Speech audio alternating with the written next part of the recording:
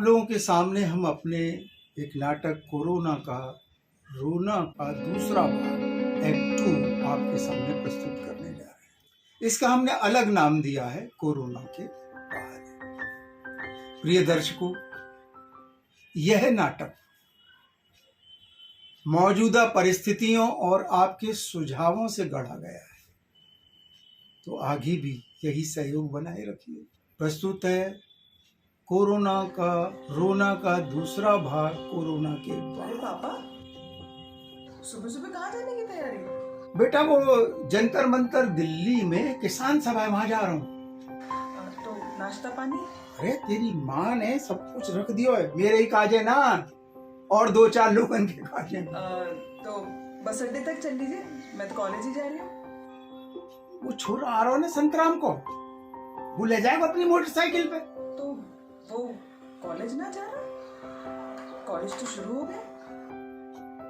अरे वो तो वहाँ बड़ी जिम्मेदारी संभाल रहा है, पूरी व्यवस्था की और प्रेस व्रेस सब की। अच्छा, वो तो सत्ताधारी का भक्त है। वो कैसे किसान आंदोलन में शामिल हो गया? पर बाकी माँ बाप तो बड़ी शिद्दत थे, बस कई दिन आते वहां लगे भय। कहीं घुसपैठियों वाला काम तो ना कर रहा हो? ऐसा तो ना लगेगा। वैसे हम बहुत सावधान। और एक और बात बताऊं, पेट की आग में अच्छे अच्छे चश्मा पिघल जाए, ऐसा क्या है, इनको भी पिघल गए हो।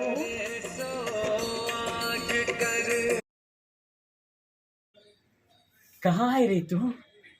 तुझे अब कैसे याद आई हमारी? मैं कलकत्ता आई थी जहदा के बच्चों को ढूंढने। ससुरी इलेक्शन के चक्कर में उन्हें ढूंढ भी न पाई, और फिर लॉकडाउन। तो आजा फिर यहाँ। कैसे आऊं? न पैसा है, न ढीला, न आने कुछ जरिया। ट्रेन फ्रेन सब बंद है री। यहाँ भी बहुत बुरा हाल है, फिर लॉकडाउन में। मैं तो सोच रही हूँ किसी दूसरे धंधे में चली जाऊं। मेरी कई साथी दूसरे धंधे में चली गई हैं। नहीं रे, क्या सोच रही है तू? तो फिर कैसे गुजर बसर होगी? देख, मैं जगह जगह कबीर के भजन गाती हूँ, लोगों के पास बैठती हूँ, बातें करती हूँ, तो 2-4 पैसे मिल भी जाते हैं। तो ये भी तो भीख भई ना। अरे भीख कहे या कुछ और, हम सब किन्नर भीख ही तो मांगते हैं। लेकिन अब मुझे नहीं लगता कि मैं भिखारी हूँ, मैं कलाकार हूँ। अरे पिछले दिनों कुछ लोग नुक्कड़ नाटक कर रहे थे नुक्कड़ पे, उन लोगों ने भी तो झोली फैलाई थी। ये भीख ना है, ये कुछ और है, पर मेरे पास ऐसी समझ ना है जो मैं बता सकूं जे का है। तू तो समझदार है, समझ जाइयो कि जे का है। तू भी तो अच्छा गावे है ना, तू क्यों ना कलाकार बन जावे? कलाकार बन के क्या करूंगी? कलाकार कौन सा सुखी हुए हैं? मैं तो देखी हूँ इधर उधर भटकते फिरे हैं कलाकार, और नाटक करवैयों के पास पैसा कहाँ हुए हैं? देख, जो भी हो, पर कलाकारों के पास एक बात तो है, बड़ी से बड़ी मुसीबत में वो कोई ना कोई रास्ता ढूंढ लेवे हैं, और रास्ता ऐसे वैसो ना, बहुत अच्छो। मैं क्या करूं? कौन सी कलाकार बनूं? तू अच्छा गावे है ना, कोई गावे की टोली में शामिल हो जा। हमारे पड़ोस में एक नुक्कड़ नाटक करे ना छोरा, वहाँ उनके साथ जुड़ जा। वहाँ पे पैसा कहाँ हुए है? कबो कबो ना वो हमसे ना पैसा मांगे है कि मैं वहाँ जा रहा हूँ ऑडिशन देवे। अच्छा सुन, मैं तुझे बाद में फोन करूंगी, गुरु को मत बताइयो। अब गुरु के क्या हाल हैं? गुरु के तो नेताओं से खूब सेटिंग हो गई है, वहाँ पे तो खर्चा पानी सब मिल जावे है, पर मेरी दुर्दशा है गई है। थोड़ो बहुत तो ख्याल रखे हैं, पर उतनो ना। चल मैं तुझे बाद में फोन करती हूँ।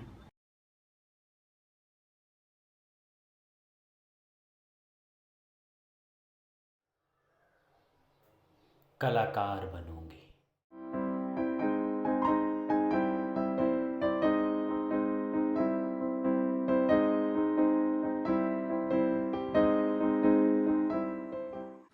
हाँ बाबा चलो। अरे लाला बहुत देर है गई। और अभी तो पेट्रोल भी भरवाना है, तभी तो लेट हो गए। इतनी मुश्किल से तो अम्मा की जेब से 100 रुपए निकले हैं। लो 50 है मेरे पास, रख लो। इनते का है वो 500 रुपए चाहिए। कोरोना से भी तेज दौड़ रहा है डीजल और पेट्रोल का भाव। इन दोनों में भी फर्राटा दौड़ हो रही है कि कौन आगे निकले, कोरोना आगे या पेट्रोल का भाव आगे। जबकि बाबा अंतर्राष्ट्रीय स्तर पर पेट्रोलियम प्रोडक्ट के भाव निचले स्तर पे हैं। देश की आज़ादी के बाद पिछले 70 सालों में कभी इतनी तेजी से लगातार पेट्रोल और डीजल के भाव नहीं बढ़े जितने आज बढ़ रहे हैं। मुझे तो लगता है कि दुनिया के किसी भी देश में लगातार कीमतें बढ़ने का रिकॉर्ड आत्मनिर्भर भारत में ही बन रहा है। बड़ी जल्दी समझ आ गई तुम्हें। सच पूछो तो कोरोना काल सरकार के लिए एक मनमानी के रूप में और आम जनता पर कहर के रूप में आया है। सही बात है। अब किसी भी माल को बनाने में या फिर सप्लाई करने में सबसे अहम भूमिका निभाता है ट्रांसपोर्टेशन। अब वो ट्रांसपोर्टेशन कच्चे माल का हो, उत्पाद का हो, या फिर उत्पादन और व्यापार से जुड़े लोगों की रोजमर्रा की जरूरतें जैसे कि फैक्ट्री जाना, ऑफिस जाना, मार्केट जाना, ऐसी चीजों से जुड़ा हो। अब ऐसी स्थिति में अगर पेट्रोल डीजल पर 300% टैक्स लगाकर सरकार को ये लगता है कि हम सबसे सस्ता माल बना लेंगे, तो ये सरकार की बेवकूफी है। हाँ, और ऐसी स्थिति बिजली की भी है। हमारे यहाँ बिजली भी उत्पादन लागत से 4 गुना ज्यादा मूल्यों पर बेची जा रही है। आत्मनिर्भरता की बात करना ये कोरा जुमला है, उसकी नीयत नहीं है आत्मनिर्भर बनाने की। हम कोरोना और अर्थव्यवस्था के 2 संकटों के पाटों में पहले ही 1 साल से पिसते आ रहे हैं। अमेरिका और चीन के व्यापार युद्ध में भीष्म पितामह की नीति छोड़कर अमेरिकी खेमे में दिखना, इसी कारण हम चीन के शिकार बने हैं। तभी तो सीमा पर जब तनाव हुआ तो 500 करोड़ रुपए हथियारों के लिए तत्काल खर्चा कर दिए गए, जबकि यही पैसे हमें प्राथमिकता के हिसाब से स्वास्थ्य पर और कई जरूरी क्षेत्रों पर खर्चा करने थे। लेकिन ये लो 500 का नोट, डॉक्टर साहब की अम्मा से मांग कर लाई हूँ। चलो चलो। ऐसी लिजलिजी आत्मनिर्भरता के कारण ही तो नागरिकों के मुंह बंद से हो गए हैं। सामाजिक सक्रियता के नाम पर हम सब नपुंसक होते जा रहे हैं। कोरोना ने हमारी सारी जिंदगी खराब कर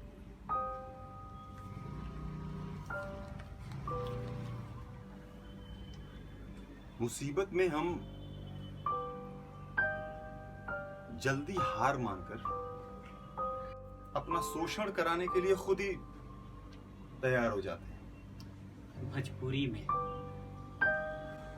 मगर कलाकार, दस्तकार या कोई और बुद्धिजीवी हो, सभी ऐसे नहीं होते जैसा तुम सोचते हो। विचारधारा या मानसिकता के दृष्टिकोण से कुछ तो बेहद गए गुजरे होते हैं बौद्धिक वेश्यावृत्ति के शिकार। दरअसल हम ही नहीं, संघर्ष को प्राकृतिक ढंग से जीने वाला हर आदमी मुसीबत में नए और अच्छे रास्ते की तलाश कर ही लेता है।